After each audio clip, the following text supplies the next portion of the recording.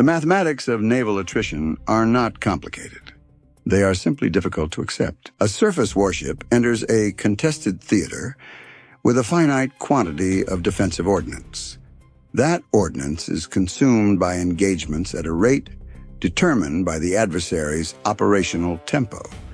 The adversary controls the operational tempo. The adversary sets the rate of consumption. The ship does not. The resupply chain restores ordnance at a rate determined by logistics capacity, transit distance, and sea state. The ship's operators do not control that rate either. Between the consumption rate and the restoration rate is a number. When the consumption rate exceeds the restoration rate long enough, that number reaches zero. When it reaches zero, the mathematics of naval attrition have produced their terminal result. A warship with no defensive ordnance in a contested theater, facing an adversary that still has offensive capability. This is not a theoretical scenario. It is a mathematical certainty for any ship operating at sustained high engagement tempo without adequate resupply. The only question the mathematics leave open is how long it takes.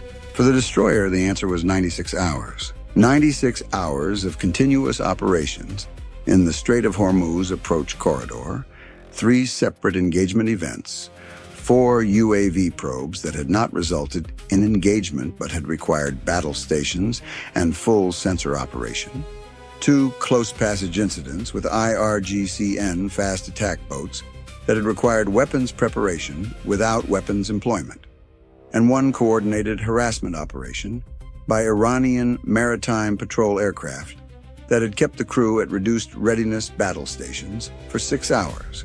The ship had been in conditions that the peacetime operational planning metrics would describe as sustained high-intensity operations for 96 hours.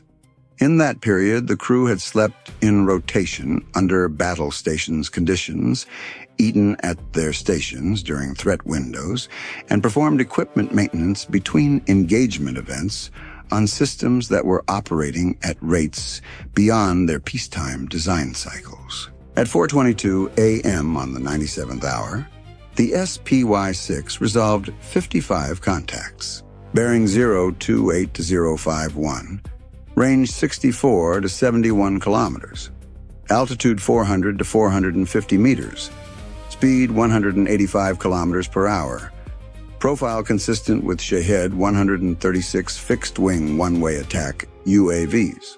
The magazine at 4:22 a.m., SM-61, SM-2, ESSM-6, RAM-4. CIWS forward, 28%. CIWS aft, 31%. 5-inch gun, 134 rounds. 1 SM-6, 2 SM-2, 6 ESSM, 4 RAM. Less than 4 seconds of combined CIWS fire.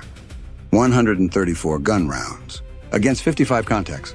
The TAO looked at the numbers for 4 seconds before he spoke. Not because he needed 4 seconds to understand them, because what he said next was going to define the engagement, and he wanted to say it correctly. We have enough to handle 8 contacts with confidence. With lucky shooting and good sequencing, maybe 12. Against 55, we are going to take hits. The ship is going to take hits. Our job from this moment is to reduce the number and severity of those hits as much as we can with what we have. That is the mission, not stopping all 55. That is not achievable. Reducing harm, that is achievable. Understand? The watch team understood. Running count, 4:22 a.m., second 055 UAV contacts, bearing 028 to 051, range 64 to 71 kilometers, 185 kilometers per hour, 400 to 450 meters. Magazine, SM-6 times 1, SM-2 times 2, ESSM times 6, RAM times 4, CIWS for 28%, approximately 3.7 seconds. CIWS F31%, approximately 4.1 seconds. Gun, 134 rounds. Time to SM6 range, 9 minutes. Time to hull, estimated, 37 minutes. Cost, $0. Crew, hour 97 of sustained high-intensity operations. The TAO's engagement plan was not what the doctrine manual described. The doctrine manual described ring allocation, interceptor sequencing by threat priority, and margin analysis for residual CIWS capacity. The TAO did not have margin capacity. He had 4 components of engagement and a contact count that exceeded all 4 components combined. The plan was triage. Medical triage prioritized patients not by the severity of their condition, but by the probability that intervention would change their outcome. The most severe cases with no survivable prognosis received palliative care. The cases where intervention made a difference received intervention. Naval triage applied the same logic. Allocate scarce defensive resources to the contacts where the allocation would change the outcome, not to all contacts indiscriminately. Single SM6. Use against the contact whose approach vector was most directly threatening to the ship's most critical systems, not the closest contact, the most critical threat.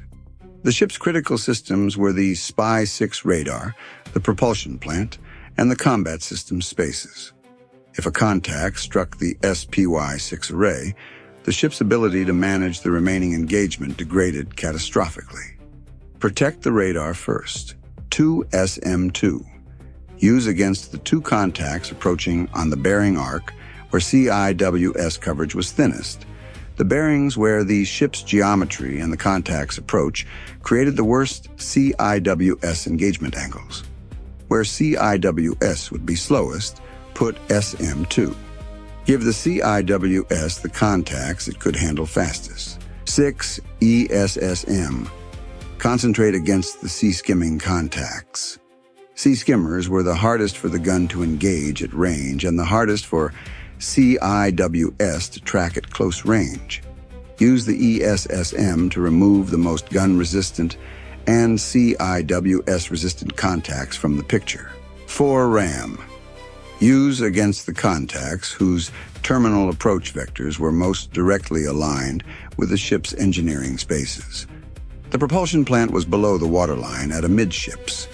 A contact hitting amidships in the engineering space envelope was a mobility neutralizing event. Keep the ship moving.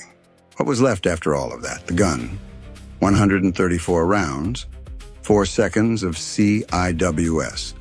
Whatever remained of the 55 contacts after 1 SM6, 2 SM2, 6 ESSM, and 4 RAM had done what they could. The TAO knew the numbers. He had been computing them since the contacts appeared. He had been computing them in some form for the past 40 hours. The trajectory of the magazine had been visible from day 2. He had submitted resupply requests after each engagement. The logistics chain had responded as quickly as it could. It had not been fast enough. Here is the situation. We will probably take multiple hits. I need every crew member at their damage control station. Hatches and watertight integrity at maximum. Medical team pre-positioned. Flight deck crew, no operations. I am going to use everything we have to reduce what gets through. What gets through, damage control is going to stop from becoming catastrophic. That is the plan. The weapons officer looked at the contact picture on the display for approximately 2 seconds after the TAO finished. Then he said the thing that was not in any training manual they had ever read together. What do we do about the ones we can't stop? We've already done it. We cleared the decks. We positioned the medical team. We set maximum watertight integrity. Whatever reaches the hull, the ship is as prepared as we can make it. That is the answer to the ones we can't stop. Preparation, not weapons. Preparation. A pause. Now let's reduce how many reach the hull as far as we can. Running count. 4:24 a.m., second 124. Crew, damage control stations. Hatches, maximum closure. Medical, pre-positioned. Gun crews, action stations. 55 contacts at 60 to 67 kilometers. Magazine unchanged. TAO brief complete. Engagement posture, triage protocol. Time to first weapon employment, 5 minutes. Cost, $0. Running count, 4:28 a.m., second 368. Triage engagement initiated. SM6 targeting SPY6 threat vector. SM2 targeting worst CIWS geometry arcs. ESSM reserved for sea-skimmers. RAM reserved for engineering space vectors. Gun, sea-skimming contacts at 10 to 15 kilometers. 55 contacts at 54 to 61 kilometers. Time to first impact estimate, 14 minutes. Cost, $0. The SM-6 launched at 4:29 a.m. against a contact on bearing 036, identified by the TAO as the highest threat vector to the SPY6 array. Range, 62 kilometers. 1 round, 1 chance. The SM-6 intercepted at 4:30 a.m. The contact fragment. The SPY6 array was not going to be struck by that contact. 54 remaining. The two SM-2 launched at 4:31 a.m. against 2 contacts whose approach vectors fell in the CIWS AF mount's worst engagement arc. The bearings where the ship's geometry required the aft mount to rotate through nearly its full travel range between contacts, costing 1.5 to 2 seconds of rotation time per transition. The SM-2 had 42% hit probability in these conditions against sea-skimming contacts. 1 intercept, 1 miss, 53 remaining. SM-6 and SM-2 inventory, 0.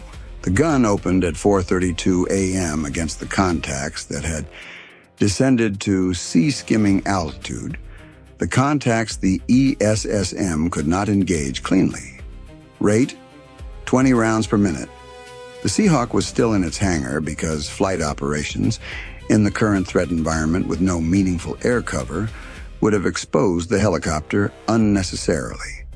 The gun was firing on SPY6 radar tracks only, without Seahawk FLIR correction. The engagement accuracy was reduced. First contact, 8 rounds, 1 contact stopped. Second, 7 rounds, 1 contact stopped. Third, 6 rounds. The crew was finding their rhythm under exhaustion, their hands steadying against the console vibration, their eyes following the correction calls from the weapons display, as they had done hundreds of times in the past 97 hours. At 4:34 a.m., the 6 ESSM fired against 6 sea-skimming contacts at 12 to 18 kilometers. 3 intercepts, 3 misses. The misses were distributed between the sea state degradation and the firing crew's 97-hour fatigue. Not impaired decision-making, but the accumulated weight of continuous operations producing fractional delays in each authorization and each correction that, combined, placed 2 ESSM outside lethal radius by margins that a rested crew would not have produced. 4 RAM against 4 contacts at 4 to 6 kilometers, whose approach vectors targeted the engineering space envelope. 3 intercepts, 1 miss. RAM inventory, 0. The missed contact on bearing 042, range 3.8 kilometers, was now closing at 185 kilometers per hour toward the amidship's port side. Running count, 4:37 a.m., second 910, SM-6, 0. SM-2, 0. ESSM, 0. RAM, 0. 38 contacts remaining. Gun, 77 rounds expended, 57 remaining. CIWS-4, 28%, approximately 3.7 seconds. CIWS aft, 31%, approximately 4.1 seconds. Contacts at various ranges 1.2 to 18 kilometers. RAM miss, contact bearing 042, range 2.8 kilometers, engineering space vector. Cost, $11.7 million. Time, 15 minutes. Running count, 4:38 a.m., second 978. SM6, 0. SM2, 0. ESSM, 0. RAM, 0. Gun, 57 rounds remaining. 38 contacts at 0.9 to 10 kilometers. CIWS 4, approximately 3.7 seconds. CIWS aft, approximately 4.1 seconds. RAM miss, contact bearing 042, 2.8 kilometers. Engineering vector, CIWS aft acquiring. Cost, $11.7 million. Time, 16 minutes. 57 gun rounds. 4 seconds of CIWS. 38 contacts. The gun was cycling as fast as the fire control system and the crew could manage. The CIWS was sorting the contact queue by timed impact, preparing to engage in sequence. Contact on bearing 042, the RAM miss, now at 1,900 meters, was acquired by CIWS aft. Burst, 1.1 seconds, 82 rounds. Contact fragmented at 1,700 meters. Warhead initiated. The pressure wave reached the hull as the most intense single event of the engagement. A sharp, hard concussion at 1,700 meters that was physically distinct from any prior overpressure event the crew had experienced in 97 hours of operations.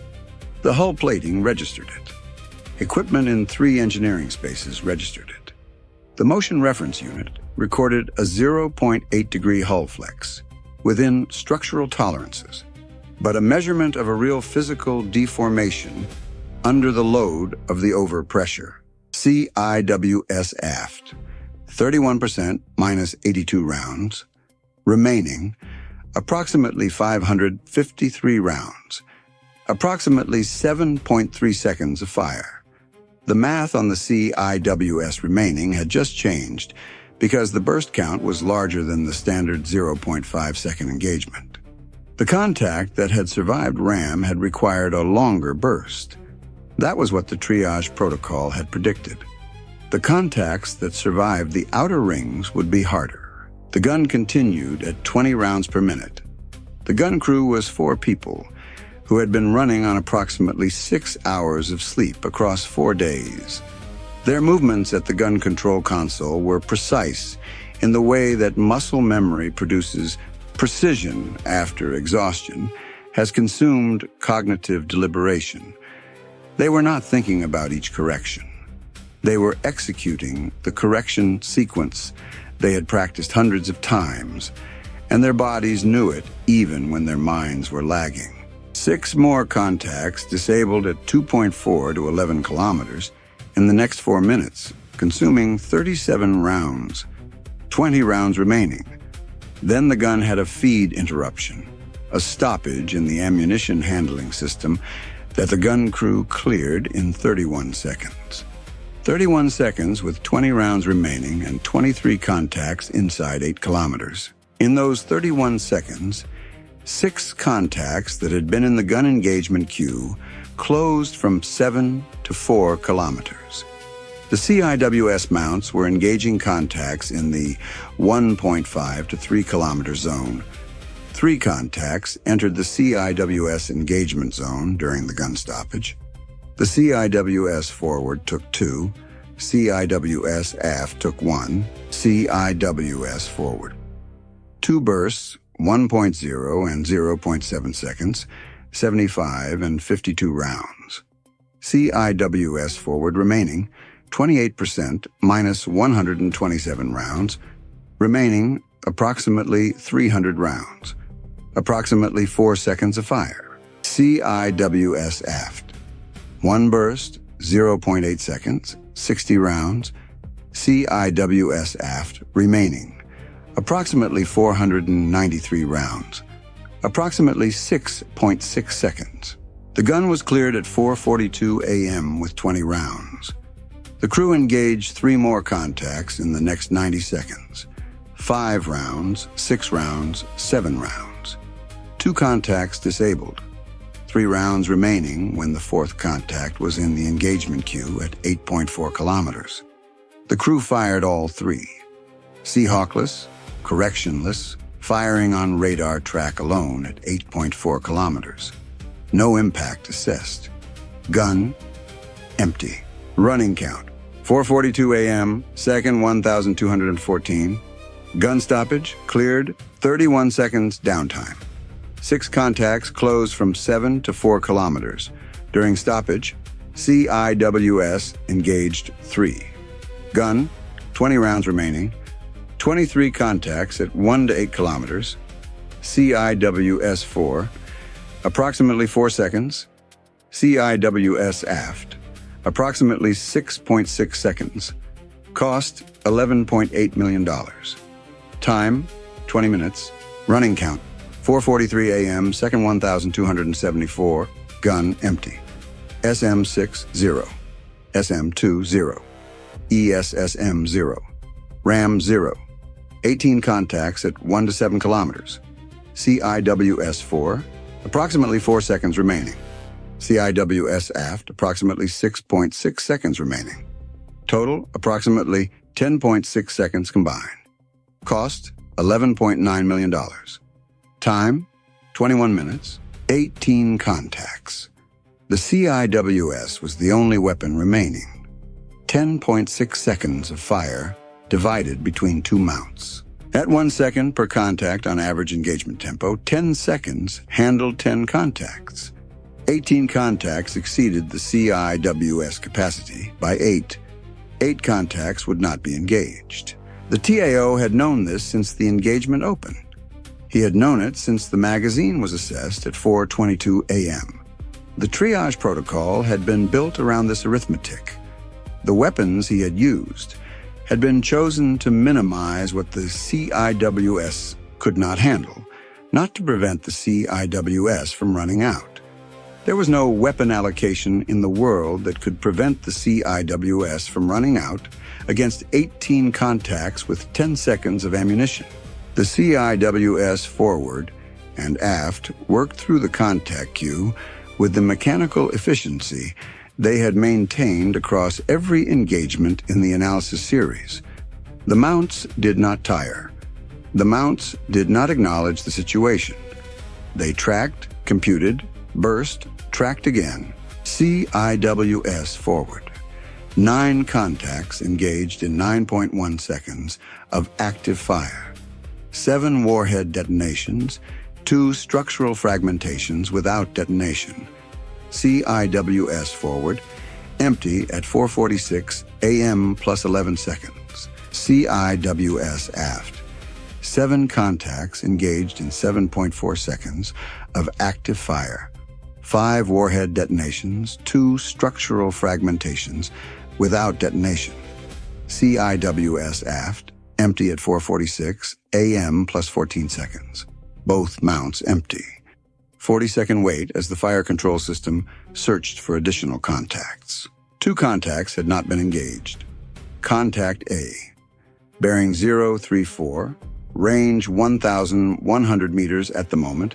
CIWS forward emptied, closing at 185 kilometers per hour. Contact B, bearing 047, range 900 meters at the moment. CIWS aft emptied, closing at 185 kilometers per hour.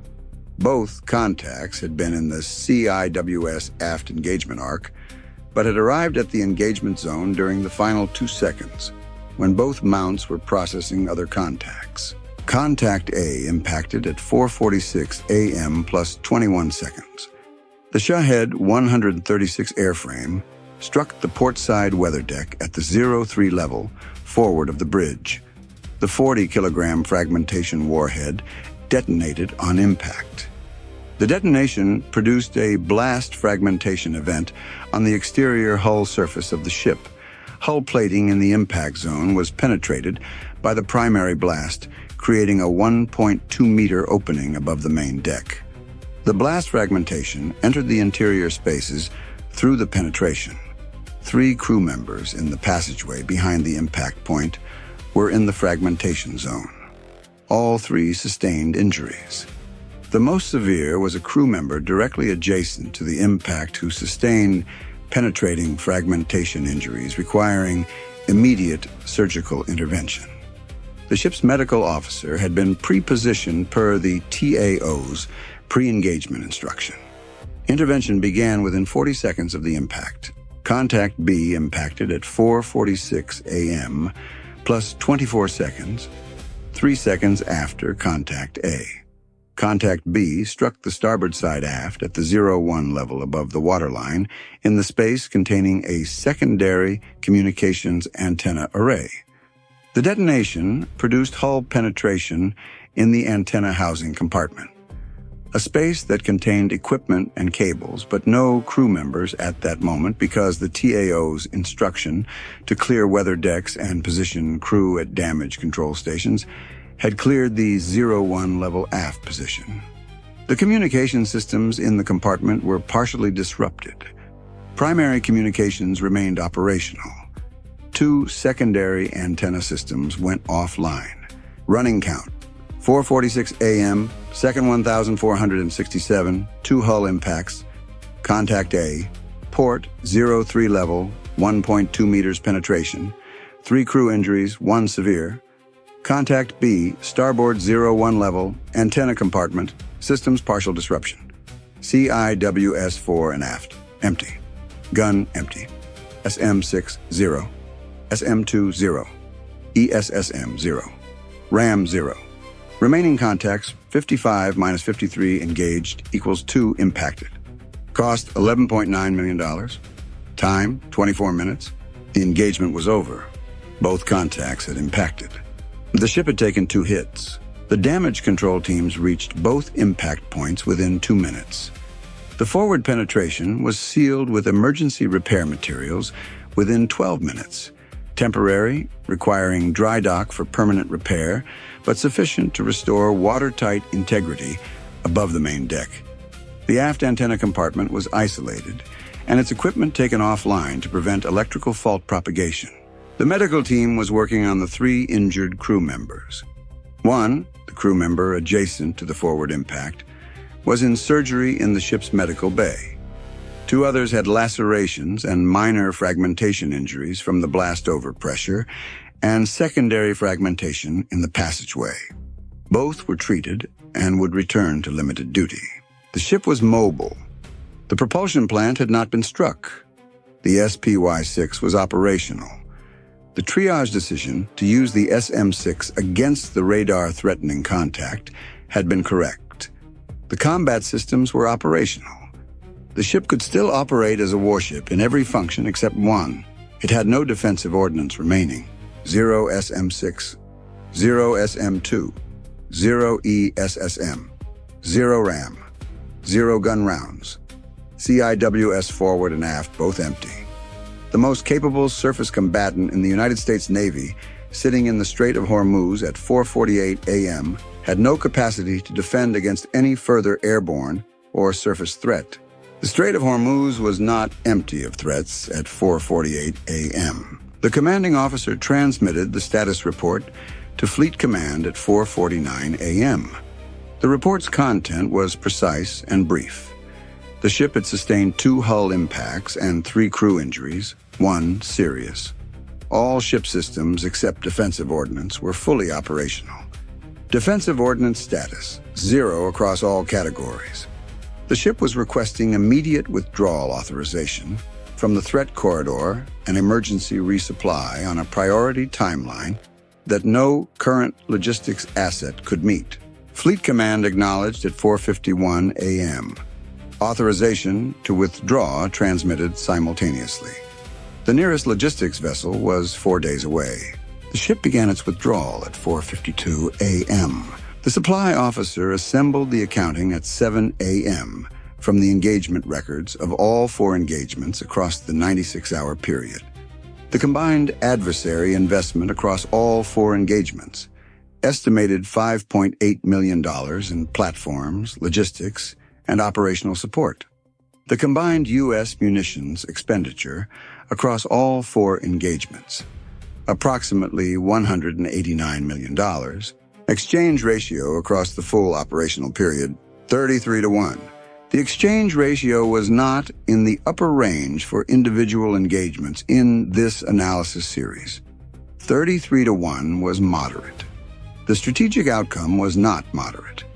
For $5.8 million over 96 hours, the adversary had removed a $2.2 billion warship from the Strait of Hormuz, produced 3 crew injuries, including 1 requiring surgical intervention, created 2 hull penetrations requiring dry dock repair, and established a 4-day window during which that warship had 0 defensive capacity in one of the most contested maritime corridors on Earth. The mathematics of naval attrition were not complicated. They were simply difficult to accept. And for 96 hours and 24 minutes, the adversary had made them the operational reality of a single destroyer in the Strait of Hormuz. The final accounting required 1 more line, added by the intelligence officer rather than the supply officer.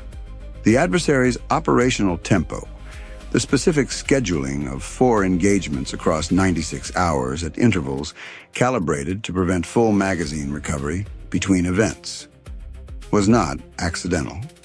The intervals between engagements had been 24 hours, 19 hours, 23 hours, and 30 hours.